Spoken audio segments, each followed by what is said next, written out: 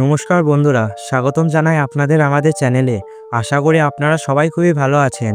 আজ আমি আপনাদের জন্য নিয়ে এসেছি একটা অবিশ্বাস্য, রোমাঞ্চকর আর রহস্যময় গল্প।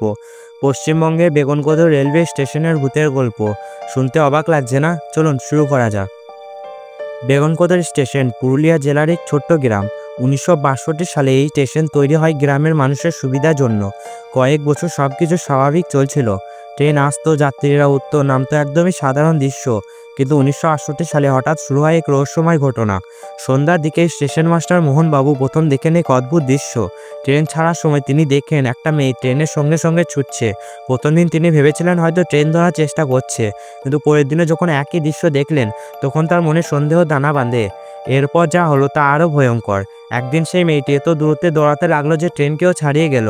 এই দৃশ্য দেখে মোহনবাবু অসুস্থ হয়ে পড়েন এবং কিছুদিনের মধ্যেই তার মৃত্যু হয়। তারপর একের পর এক স্টেশন মাস্টার এখানে পোস্টিং পেয়ে কিছুদিন কাজ করে চলে যান, কারণ সবাই সেই রহস্যময় মেয়েটিকে দেখে আতঙ্কিত হয়ে পড়েন।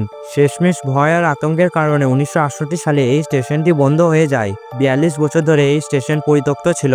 স্থানীয়রা বিশ্বাস করতেন সেই মেয়েটির আত্মা এখনো স্টেশনে ঘোরাফেরা করে। সন্ধ্যার পর কেউ ওই স্টেশনের ধারে কাছে যেত না।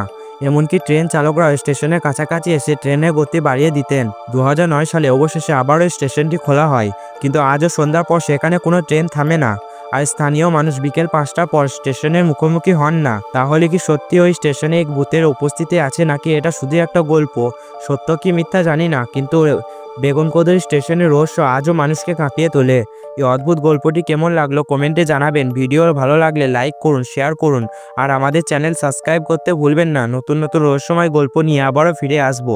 ততক্ষণ পর্যন্ত ভালো থাকুন, সাবধানে থাকুন। ধন্যবাদ।